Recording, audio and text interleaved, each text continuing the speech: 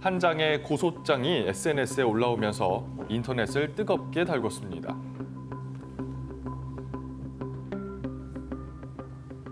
이 고소장을 올린 주인공은 바로 뮤지컬 배우 배다혜 씨.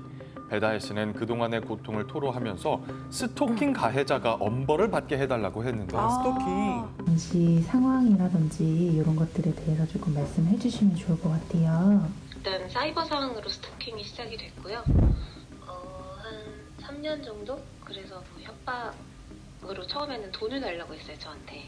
돈을 달라고 하다가 이제 신께서 우리는 맺어준 인연이라고 하면서 그때부터 이제 공연장도 찾아오고 이 사람이 접촉을 시도하면서부터 이제 신변보호 요청을 했고 아무래도 고소 말고는 제가 할 수 있는 큰 방어는 없더라고요. 스토킹 가해자는 경찰의 조사를 받고 혐의를 시인했습니다. 스토킹 피해, 일반인도 예외가 아닌데요. 피해자를 직접 만나 이야기를 들어봤습니다. 제가 상상도 못했던 게 저랑 10년 넘게 친구였거든요. 초등학교 때부터 고등학교 때까지 친구였으니까 내가 10년이나 봤는데 괜찮겠지 하고 괜찮길래 사귀었어요. 하지만 우정은 사랑으로 쉽게 변하지 않았고 이별을 고했습니다. 네. 그런데 저는 계속 그게 아닌 것 같은데 제가 그렇게 걔만큼 안 좋아하니까 한 6개월 되기 전부터 그만하자 했는데 그게 3년이 그렇게 됐어요. 3년 동안이나.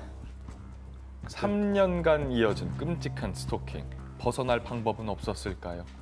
매번 말했어요. 매번 난 그만하고 싶어, 그만 찾아와. 제발 연락 그만해를 10번 넘게 했는데 그거 한 번 지날 때마다 2차단 되면 2차단 오고 2차단 오고. 끊임없이 싫다는 표현을 했지만 A씨의 집착은 계속됐습니다. SNS 계정을 차단해도 새로운 계정을 만들어서 연락을 해왔기 때문에 속수무책이었는데요.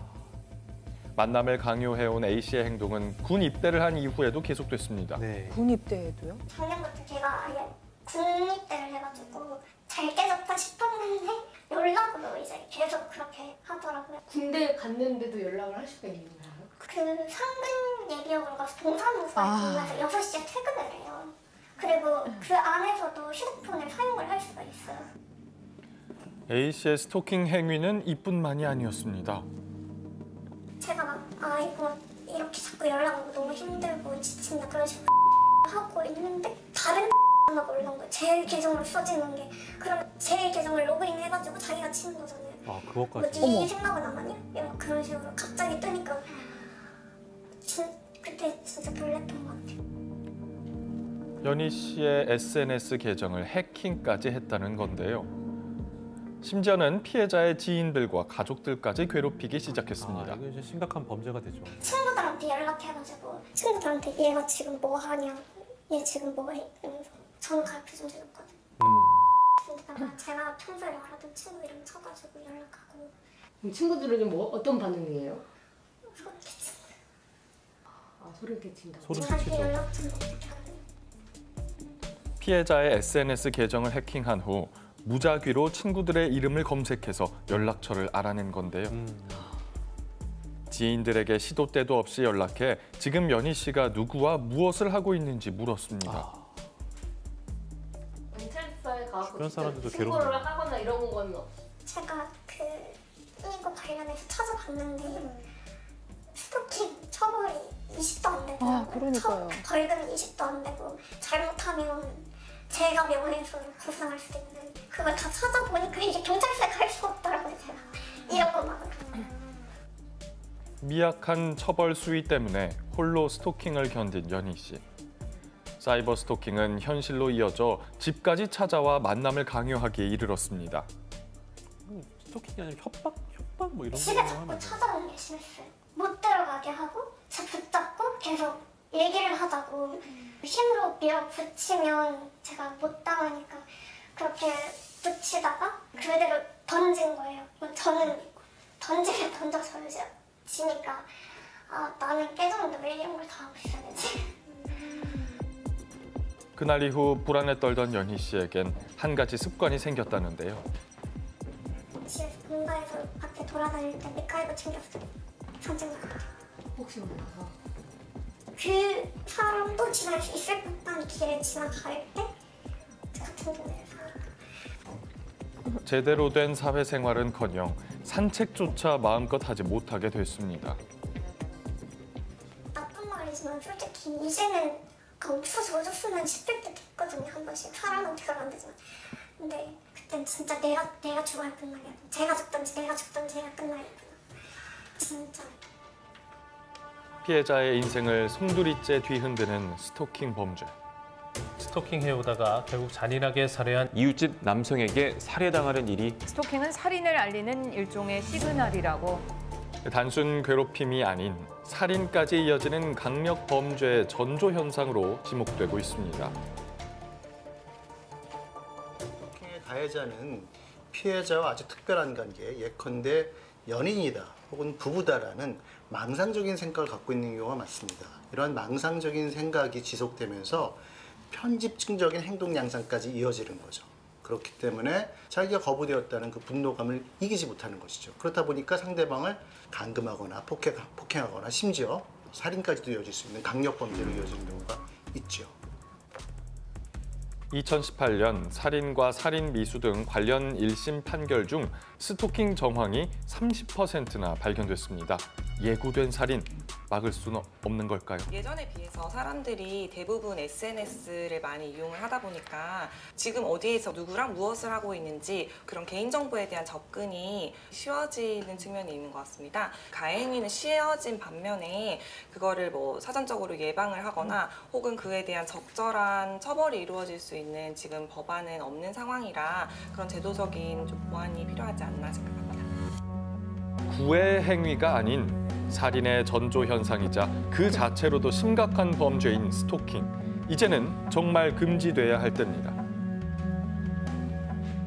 SNS나 메신저를 통해서 스토킹을 하는 사이버 범죄가 계속해서 늘고 있습니다. 교수님, 왜 이렇게 이런 범죄들이 증가하는 겁니까? 네, 아무래도 이제 IT 기기들의 네. 발전과도 매우 밀접히 연관성이 있을 것 같고요. 네. 더군다나 이제 코로나 상황이지 않습니까? 예. 아무래도 이 사회적인 이제 접촉이 감소하면서 결국은 하루 종일 이제 인터넷을 연결해서 뭐 사람들의 여러 가지 이제 개인 정보를 검색하고 네. 그래서 결국에는 이제 괴롭히는 뭐 지금 아까 베다혜 씨처럼 뭐 문자 메시지를 보내기 네. 시작하면서 결국에는 이제 본인이 뭐 그분들하고 무슨 굉장히 사적 관계가 있는 것처럼 결국은 이제 착각하기에 이르러서 예. 결국 이제 오프라인에서 굉장히 심각한 범죄로 이어지는 경우도 있고요. 피해자 입장에서 보면 사실은 아직까지는 물리적 피해가 없지 않습니까? 그렇죠. 그러다 보니까 이제 경찰에서 아직은 물리적 피해가 없을 때도 신고를 할 수 있게 일단 법률이 있어야 되는데 그런 법률은 없다 보니까 기다려보라.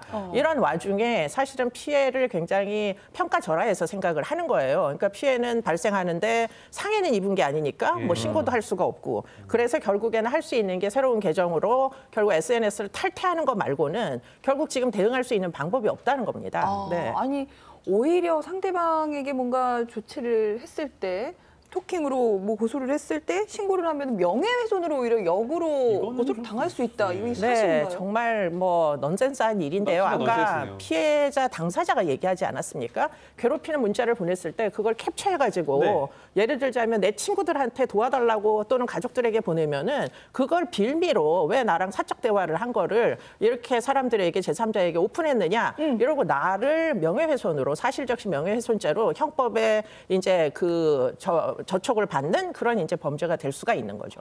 야, 그러니까 내가 피해를 받아서 신고를 했는데 가해자로 몰릴 수 있으면 신고를 도대체 어떻게 하겠어요? 그렇습니다. 네. 어떻게 행동을 해야 좀 현명하게 대처를 네, 할수 있는 그러나 걸까요? 그럼에도 불구하고 신고를 하셔야 됩니다. 신고해야겠죠. 네, 도움을 요청해야 되고요. 그런데 이제 아까 스토킹으로 인해 가지고 발생했던 살인 사건들이 꽤 많다 이렇게 이제 얘기를 했는데 네. 실제로 열심히 이제 그 판결문들을 조사를 해보니까 우리나라의 살인죄에는 살인과 살인 미수가 있잖아요. 그러면 결국은 생명을 잃지 않고 살아남은 미수죄, 미수가 적용된 경우가 어떤 경우가 있었느냐? 경찰에다 신고한 사건들. 도움을 요청했던 사건들은 죽지 않고 그나마도 살아남더라는 거예요.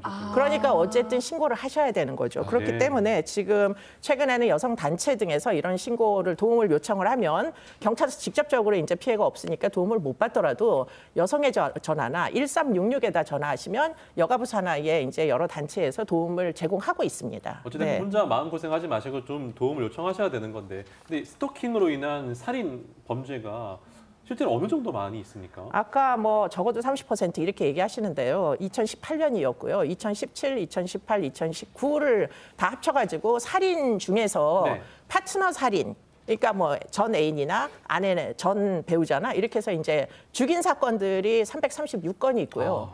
그 중에 사전에 미리 판결문에 명확하게 이제 쫓아다니면서 괴롭히는 행위들을 다 카운트를 해보니까 지금 37.5%에서 일종의 죽이기 전에 이제 쫓아다니면서 뭐 일거수일투족 감시하고 그게 이제 스토킹 행위잖아요. 온라인으로 계속 협박하고 이런 이제 증거들을 확보하는 사례들이 있었다는 거죠.